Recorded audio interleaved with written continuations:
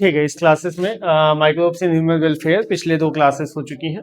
उसमें हम लोगों ने सबसे पहले डोमेस्टिक यूज में जो माइक्रोब्स हैं उनके बारे में डिस्कस किया था। डोमेस्टिक के बाद हमने इंडस्ट्रियल यूज किया। इंडस्ट्रियल के बाद नेक्स्ट हमारे पास आता है sewage treatment.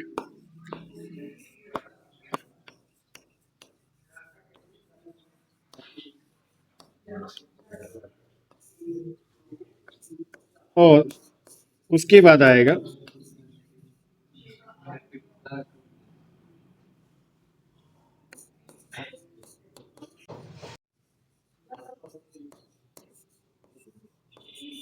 Bio control agents. ये 4 तरीके से हम माइक्रोब्स का यूज करते हैं अपनी डेली लाइफ। ठीक, ये 4 तरीके से माइक्रोब्स का यूज अपनी डेली लाइफ में किया जाएगा। सबसे पहले डोमेस्टिक, यानी कि हमारे हाउस होल्ड प्रोडक्ट्स में, जिसमें हम कर्ड कर्ड बना रहे थे, दही बना रहे थे, हम इडली डोसा बना रहे थे, यानी घरों की जो घरेलू चीजें हैं जब उनका उत्पादन किया जा रहा था तो उसे हम डोमेस्टिक कह रहे थे। अगला हमने कहा इंडस्ट्रियल। इंडस्ट्रियल का मतलब औद्योगिक। हमने ये डिस्कस किया था कि कुछ ऐसे भी प्रोडक्ट्स हैं, कुछ ऐसे भी पदार्थ हैं जिनका औद्योगिक यानी एक बड़े पैमाने पर विस्तारित रूप से क्या किया जाता है, प्रोडक्शन किया जाता है। और अगर ऐसा उत्पादन हो रहा है तो वो इंडस्ट्रियल उत्पादन है, जिसमें हम लोगों ने काफी कुछ चीजें देखी थी। जैसे किड विद पे देखा गया था, यानी कुछ फर्मेंटेड बेवरेज थे हमारे पास। उसके बाद हम लोगों ने नेक्स्ट टर्न पे एंजाइम्स देखा था, केमिकल्स देखा था। आगे बढ़ते हैं, सीवेज ट्रीटमेंट। सीवेज ट्रीटमेंट क्या है? देखो, हमारे घरों में जो नालियां हैं वो हमारे घर का वेस्ट ले जाकर एक बाहर ड्रेनेज करती हैं। अब ड्रेनेज सिस्टम जो है वो प्रॉपर होना चाहिए, यानी बेहतर होना चाहिए। तो सीवेज ट्रीटमेंट में हम टोटली बात करते हैं ड्रेनेज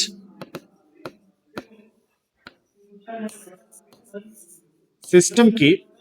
और ड्रेनेज सिस्टम अगर बेहतर है तभी हमें क्या मिलेगा, फायदा होगा, तभी हमें अच्छा लगेगा। हमारा एटमॉस्फेयर टोटली डिपेंडेंट है हमारे ड्रेनेज सिस्टम पे। यानी हमारे घरों से निकला हुआ जो पानी है, हमारे फैक्ट्री से निकला हुआ जो केमिकल है, उन सभी को हमें क्या करना है, एक सही जगह पर निषेचित करना है। उसे एक ऐसी जगह पर छोड़ना है जहां से वह किसी को कोई हानि ना पहुंचा सके। और इस तरीके से ड्रेनेज सिस्टम पूरा होता है। लेकिन होता क्या है, हमारे घर से निकला हुआ जो पानी है, जो नालियां हैं, या जो औद्योगिक विभाग से केमिकल है, वो सब नालियों के रास्ते किसी नदी में, किसी तालाब में छोड़ दिया जाता है। अगर ऐसा किया जा रहा है तो वो हमारे लिए भी हानिकारक है और उन जीवों के लिए भी हानिकारक है जो उस पानी में रह रहे हैं। अगर वो उस जीव के लिए हानिकारक है तो कैसे है, ऑक्सीजन डिमांड कम हो जाएगा। जब केमिकल ज्यादा बढ़ने लगेगा तो ऑक्सीजन डिमांड कम हो जाएगा, मछलियों की और जो भी जीव हैं उनकी मृत्यु होने लगेगी।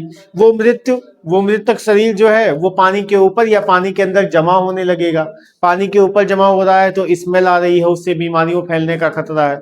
पानी के अंदर जमा हो रहा है तो पानी में पॉइजन फैल सकता है, जहर फैल सकता है, जिससे पानी, अब वो पानी कुछ लोगों के उपयोग में आ रहा होगा, कुछ लोग खेतों में डाल रहे होंगे, कुछ लोग अपने घरों में इस्तेमाल कर रहे होंगे, उसकी पाइपलाइंस बिछा के शहर में पानी पहुंचाया जा रहा होगा। तो इन सभी चीजों का जो एक कारण है हमारे बीमार होने का, उनमें से एक कारण है सीवेज ट्रीटमेंट। यानी अगर पानी, नाली का जो पानी है उसे पहले सही किया जाए, स्वच्छ किया जाए, स्वच्छ करने के बाद उसे किसी बॉडी में, वाटर बॉडी में ड्रॉप किया जाए। ठीक है,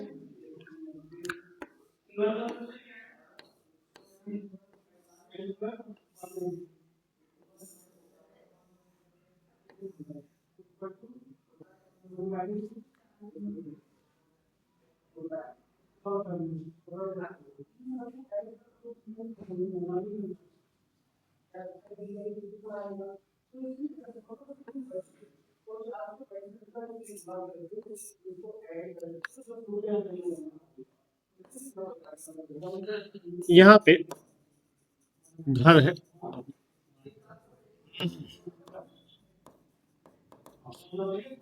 हॉस्पिटल, उसके बाद फिर क्या कहते हैं, इंडस्ट्रीज हैं,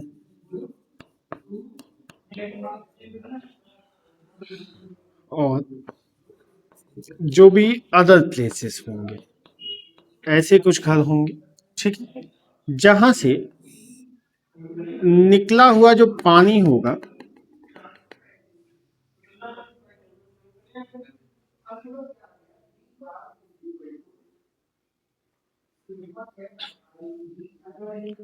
जहां से जो निकला हुआ पानी होगा वो क्या करेगा भाई, ड्रेन होगा कहीं पे।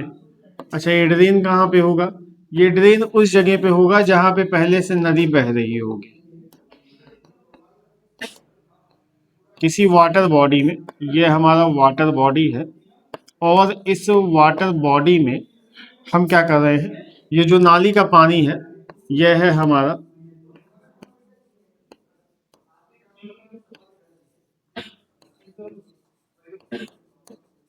Drainage system.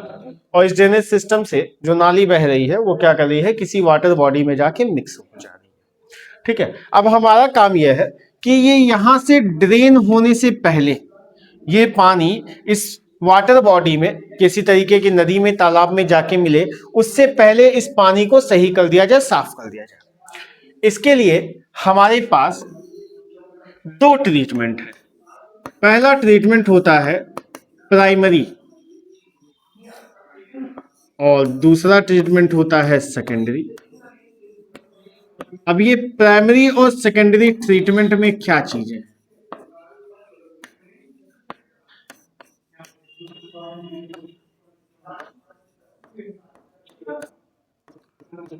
तो हमारे घरों का पानी निकला, वो जा रहा है कहां पे, किसी वाटर बॉडी में, उसे उससे पहले प्योरीफाई करना है। प्योरीफाई करने के लिए हम यूज करते हैं वेस्ट वाटर ट्रीटमेंट, WWT इसे कहा जाता है, वेस्ट वाटर ट्रीटमेंट। यानी जो भी पानी है, जो भी बचा हुआ गंदा पानी है, जो वेस्ट पानी है, जो हमारे उपयोग में नहीं है, उसे हम क्या करें, स्वच्छ करें। स्वच्छ करने के लिए सबसे पहले प्राइमरी ट्रीटमेंट। प्राइमरी ट्रीटमेंट में क्या होगा, ये नाली का पानी जब निकला होगा तो इसमें बहुत सारे ऐसे पदार्थ होंगे जो ठोस होंगे। यहाँ पे कुछ ठोस पदार्थ होंगे, कंकड़ पत्थर जैसे हो सकते हैं, किसी तरीके का प्लास्टिक पेपर हो सकता है, किसी तरीके का प्लास्टिक हो सकता है, कोई खिलौना हो सकता है, कोई टुकड़ा हो सकता है, कोई बर्तन हो सकता है, किसी भी तरीके का ठोस पदार्थ। उस ठोस पदार्थ को हम क्या करें, यहाँ पे फिल्टर लगा लिया जाए। भाई जो घरों से ही तो आ रहा है, ये सारी चीजें जो आ रही हैं वो घरों से, फैक्ट्री से, यहीं से आ रही हैं। अगर हम इन जगहों पे फिल्टर लगा दें, ठीक है, तो कुछ प्रक्रिया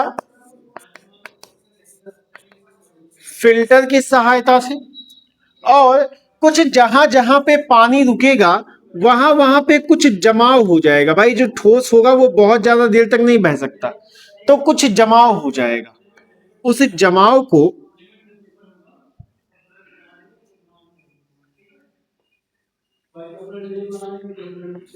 उस जमाव को हम कहते हैं सेडिमेंट। अब ये जो सेडिमेंट है ये हो गया और फिल्टर हो गया। इसी की सहायता से, इसी कार्य को करने के लिए हम क्या करते हैं, पानी को हम पहले स्वच्छ कर रहे हैं। स्वच्छ कैसे कर रहे हैं, पहली प्रक्रिया हम फिल्ट्रेशन की कर रहे हैं, उसे छाना जा रहा है। और पानी को छानने से होगा क्या, पानी को छानने से होगा कि जो भी ठोस पदार्थ होगा वो ठोस पदार्थ अलग हो जाएगा। दूसरा, हम सेडिमेंटेशन की प्रक्रिया कर रहे हैं। सेडिमेंटेशन का मतलब होता है जमाव, इकट्ठा होना। जो भी ठोस पदार्थ होगा, जब पानी की कमी होगी तो वो अपने आप इकट्ठा हो जाएगा। और इसी प्रक्रिया का उपयोग करके हम प्राइमरी ट्रीटमेंट में, पहले उपचार में क्या करते हैं, पानी को जो ठोस पदार्थ है उससे रहित कर देते हैं, उससे मुक्त कर देते हैं। अब जो पानी आगे बढ़ेगा, अभी ये पानी ड्रेन नहीं हुआ है, अभी जो पानी यहां पे आगे बढ़ रहा है, ये पानी केवल जल है, केवल वहां पे तरल पदार्थ पाया जाएगा, और कुछ बहुत ही छोटे पदार्थ पाए जाएंगे, छोटे छोटे कण होंगे जो इस फिल्ट्रेशन से, फिल्टर से जो बाहर निकल गए होंगे, वही कण यहां पर पाए जाएंगे। उन कणों को और क्या कहते हैं, जो बचा हुआ पानी है, अब उसे स्वच्छ करना है। उसे स्वच्छ करने की प्रक्रिया के लिए हम क्या करते हैं, सेकेंडरी का उपयोग करते हैं। ठीक है, पहले हमने प्राइमरी ट्रीटमेंट किया। प्राइमरी ट्रीटमेंट में क्या है, कुछ नहीं करना है, सबसे आसान है, जो भी ठोस पदार्थ था उस ठोस पदार्थ को, सॉलिड पार्टिकल्स को क्या कर लिया जाए, अलग कर लिया जाए। अलग करने के लिए दो तरीके हैं, एक फिल्ट्रेशन है, एक सेडिमेंटेशन है। दोनों प्रक्रिया से जो ठोस पदार्थ थे वो अलग हो गए, अब जल पदार्थ बचा है, और जो तरल पदार्थ बचा है उस तरल पदार्थ को, और कुछ कण ऐसे बचे हुए हैं जो बहुत छोटे हैं, उन छोटे छोटे कणों को क्या करेंगे हम अलग करके यहां पे सेपरेट करेंगे।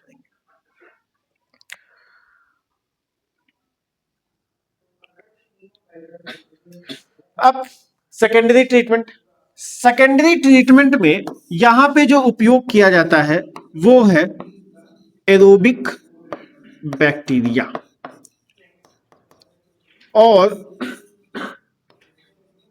Anaerobic bacteria. अब यहां पे एरोबिक बैक्टीरिया क्या है और एनएरोबिक बैक्टीरिया क्या है? भाई कुछ ऐसी बैक्टीरिया है जो ऑक्सीजन के साथ कार्य करती हैं, ऑक्सीजन के प्रेजेंस में कार्य करती हैं, और जो बैक्टीरिया ऑक्सीजन के प्रेजेंस में कार्य करती है उसे कहते हैं एरोबिक बैक्टीरिया। जो बैक्टीरिया ऑक्सीजन के एब्सेंस में काम करती है उसे कहते हैं एनारोबिक बैक्टीरिया। जब ये जल है और वो भी प्रदूषित जल है तो इसमें एरोबिक और एनारोबिक दोनों पाया जाएगा। हमने पहला ट्रीटमेंट निकाल लिया, प्राइमरी ट्रीटमेंट में कर लिया। प्राइमरी ट्रीटमेंट में जो वेस्ट निकला, जो सेडिमेंट निकला, उसे हमने नाम दिया स्लज।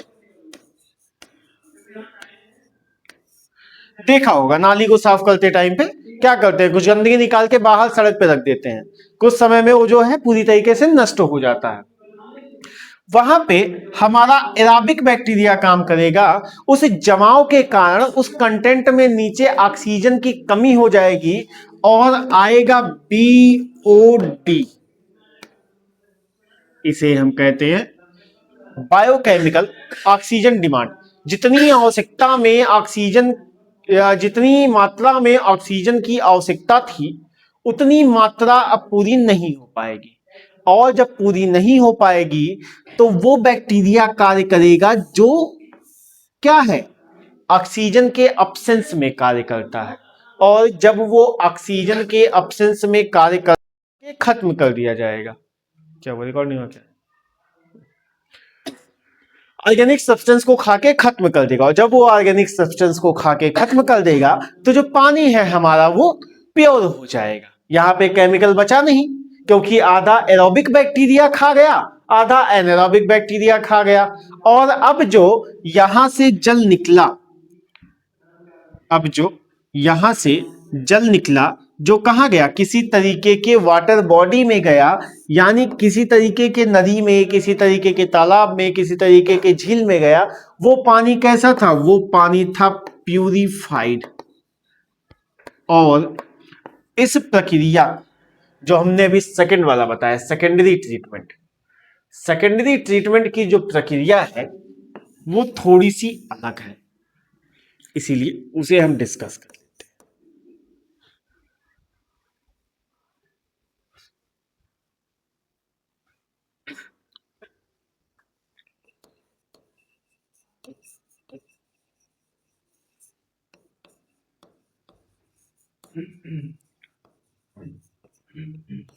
देखो ये तो समझ में आ गया कि यहाँ पे दो प्रकार की बैक्टीरिया कार्य करेंगी। कौन कौन सी, यहाँ पे भी नाम लिखा हुआ था।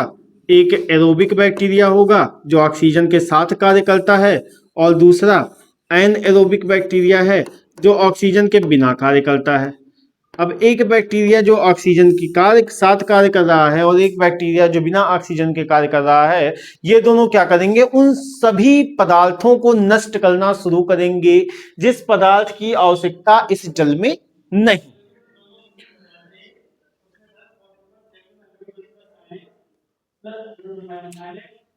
तो हुआ क्या, जो प्राइमरी ट्रीटमेंट से निकला हुआ जल था, तरल पदार्थ था, उस तरल पदार्थ को सेकेंडरी ट्रीटमेंट के लिए भेजा गया, और सेकेंडरी ट्रीटमेंट के लिए भेजा के कहां गया, सेकेंडरी ट्रीटमेंट के लिए वेस्ट वाटर प्लांट पर भेजा गया। वेस्ट वाटर प्लांट जो है वो एक तरीके का इंडस्ट्री है जो वाटर के प्यूरिफिकेशन के लिए इस्तेमाल किया जाता है, यानी एक तरीके का तंत्र है, एक तरीके की मशीन है जो इसे प्यूरिफाई करने के लिए कार्य करती है। ठीक है, अब यहां पे वेस्ट वाटर ट्रीटमेंट प्लांट जो है उसी ट्रीटमेंट प्लांट का उपयोग हम करेंगे और वेस्ट वाटर को ट्रीट करेंगे, यानी सही करेंगे। कैसे ट्रीट किया जाए, कैसे सही किया जाए, तो उसके लिए होगा क्या, जब हम इसे पास कराएंगे, ये जो पानी है, जो जल है, वो पास होगा कहां से, वो पास होगा कुछ पाइप से, कुछ फर्मेंटर्स से, और जब उसे एक टैंक में डाला जाएगा, उस टैंक का नाम होता है एरेशन टैंक। एरेशन टैंक नाम इसलिए दिया गया है क्योंकि वहां पे पानी को एक तेज स्पीड से घुमाया जाता है। एरेशन टैंक में जब ये पानी प्रवेश करेगा, तो एरेशन टैंक में प्रवेश करने के बाद क्या होगा, वहां पे कुछ बैक्टीरिया के चलते एरेशन टैंक में जमाव जो होगा वो नीचे की तरफ हो जाएगा, और उस पानी के पानी के ऊपर एक फिल्म जनरेट हो जाएगी, एक परत आ जाएगी। वो जो परत आएगी पानी के ऊपर, उस पानी के ऊपर परत आने से जो ऑक्सीजन की डिमांड होगी वो बढ़ जाएगी, क्योंकि परत अगर जम गई है तो ऑक्सीजन का आदान प्रदान हो नहीं रहा है। अगर ऑक्सीजन का आदान प्रदान नहीं होगा तो वो जीव जो ऑक्सीजन के प्रेजेंस में कार्य कर रहा था वो खत्म हो जाएगा, नष्ट हो जाएगा, वो किसी और तरफ चला गया। जो इसके लिए इस्तेमाल होने था एनारोबिक बैक्टीरिया, जो ऑक्सीजन के बिना कार्य करता है, वो एक्टिव होगा, वो कार्य करना शुरू करेगा। इसके बाद जो वेस्ट वाटर ट्रीटमेंट है, उसका पानी एरेशन टैंक से बाहर निकलेगा और एक हाई प्रेशर के साथ भेजा जाएगा उसे दूसरे एरेशन टैंक में। पहले एरेशन टैंक से पास किया, अब हम उसे भेज रहे हैं दूसरे एरेशन टैंक में, और जब वो दूसरे एरेशन टैंक में एंटर करेगा तो पहले वाले एरेशन टैंक में ये जो स्लज था वो फिर से बच जाएगा। भाई कुछ जमाव होगा, जो छोटे छोटे पार्टिकल होंगे वो कुछ जमाव करेंगे, जो कुछ जमाव से पार्टिकल बनेगा उसे हम कहते हैं एक्टिवेटेड स्लज। इसे एक्टिवेटेड स्लज नाम क्यों दिया गया है, इसे एक्टिवेटेड स्लज नाम इसलिए दिया गया है क्योंकि यहाँ पे एनारोबिक बैक्टीरिया है जो बिना ऑक्सीजन के कार्य करती है, और इसे खा के क्या कर देगी, खत्म कर देगी। एनारोबिक स्लज बना, जो एनारोबिक स्लज बना उसे एनारोबिक बैक्टीरिया खा के खत्म कर देगा। इस तरीके से जो स्लज है, स्लज का मतलब हो गया वो जमाव जो उस पानी के अंदर किसी कण के द्वारा हो रहा है, वो जमाव नष्ट हो गया। अब जो पानी बाहर निकला वो स्वच्छ है। अब अगर उसके अंदर किसी तरीके का पार्टिकल नहीं है, किसी तरीके का ऑर्गेनिक सब्सटेंस नहीं है, तो वो पानी कैसा है, वो पानी स्वच्छ है, और उस पानी का उपयोग हम अपने घरेलू उत्पादनों में करते हैं। घरेलू उत्पादन में, औद्योगिक उत्पादन में उस पानी का उपयोग अलग अलग जगह पर किया जाता है। या उस पानी को अगर हमने यहाँ पे ड्रेन कर दिया है तो वो नदी नाले समुद्र में मिल गई है, और फिर वहां पे जाके उसका उपयोग जिस प्रकार किया जाता है उस प्रकार किया जाएगा। ये प्रक्रिया थी किसकी, ये प्रक्रिया थी हमारे सीवेज ट्रीटमेंट की, यानी यहाँ पे हम नालियों को स्वच्छ कर रहे हैं ताकि जो जल है उसका उपयोग किया जा सके। और इसी प्रक्रिया में हमारे पास एक चीज और मिलती है जिसे हम कहते हैं बायोगैस।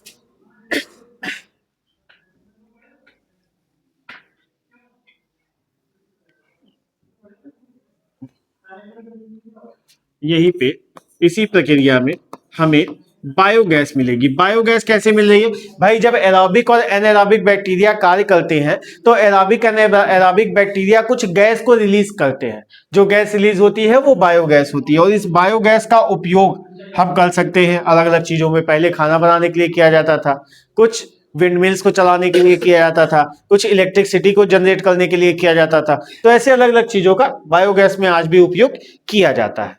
ठीक है, बायोगैस कैसे बना है, तो बायोगैस एक एनर्जी सोर्स है हमारे लिए जो उन बैक्टीरिया के कार्य की वजह से बन रहा है। जब वो बैक्टीरिया किसी ऑर्गेनिक सब्सटेंस को तोड़ेंगी तो वहां से कुछ गैस निकलेगी, जो गैस निकलेगी वो क्या की जाएगी, उपयोग में लाई जाएगी।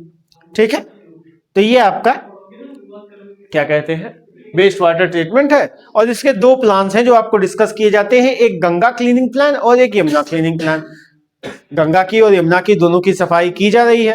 Ganga action plan, Yamuna action plan दोनों का उपयोग किया जा रहा है, और गंगा और यमुना जैसी नदियों को साफ किया जा रहा है। आप न्यूज में देखते रहते हैं यमुना में इतना सारा जमाव हो गया है, यमुना में झाग आ गया है। वो क्यों आ रहा है, क्योंकि वो जो झाग आ रहा है वो पॉल्यूशन है, प्रदूषण है।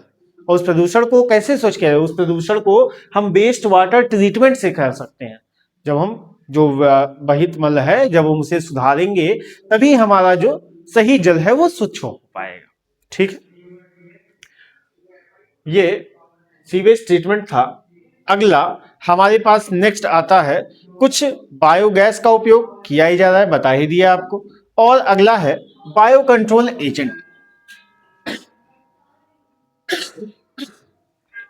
5 मिनट और देख लीजिए, बायो कंट्रोल एजेंट खत्म कर दें आज।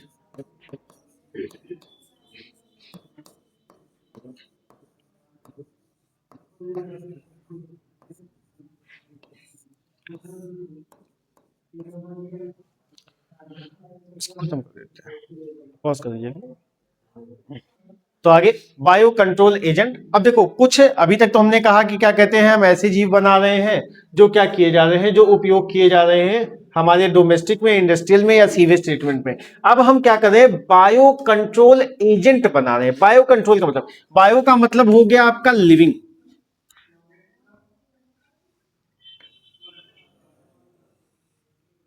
बायो का मतलब आपका लिविंग हो गया। और ऐसे लिविंग थिंग्स को हम कंट्रोल करना चाहते हैं। अब लिविंग थिंग्स को अगर कंट्रोल करना है तो क्या कंट्रोल किया जाए, भाई बैक्टीरिया तो ये खुद है, और सीवेज ट्रीटमेंट में या क्या कहते हैं फर्मेंटेड बेवरेज में ये माइक्रो ऑर्गेनिजम्स का यूज किया जा रहा है। और क्या किया जाए, हमने देखा था कि इंडस्ट्री में हम कुछ केमिकल्स बना रहे थे, याद है कि नहीं याद है, इंडस्ट्री में कुछ केमिकल्स बनाया जा रहा था। और जो केमिकल बनाया जा रहा था उसी केमिकल में कुछ नाम है, जैसे कि फर्टिलाइजर बनाया जाता है,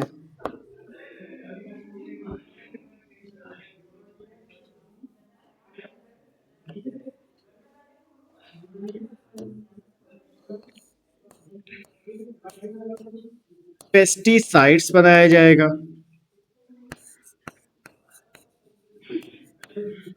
इंसेक्टिसाइड्स बनाया जाएगा। इस तरीके से हम कुछ ऐसे प्रोडक्ट्स बनाते हैं जो हमारे एग्रीकल्चर में यूज किए जाए। ठीक है, ऐसे पदार्थ जो एग्रीकल्चर में यूज किए जा रहे हैं उन पदार्थों के लिए हम क्या करते हैं, कहते हैं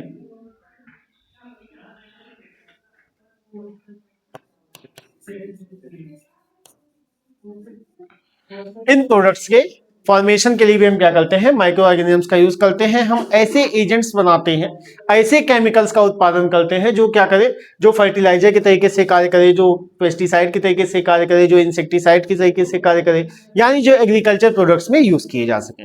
ठीक है, बायो कंट्रोल, एग्रीकल्चर में बायो कंट्रोल का यूज किया जा रहा है जिसकी सहायता से हम अलग अलग प्रोडक्ट्स बना रहे हैं। जैसे एक कॉटन की वेराइटी है, उसे उपयोग किया जाता है, उसे उगाने के लिए हम क्या करते हैं, बायोकेमिकल्स का यूज करते हैं।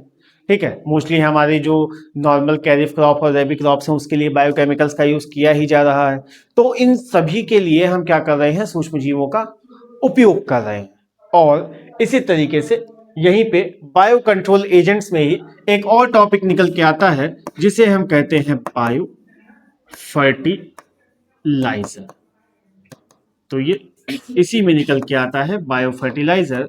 यहां पे हम क्या कर रहे हैं, कुछ ऐसे प्रोडक्ट्स बना रहे हैं, कुछ ऐसे केमिकल्स बना रहे हैं जो फर्टिलाइजर के तरीके से यूज किए जा सके।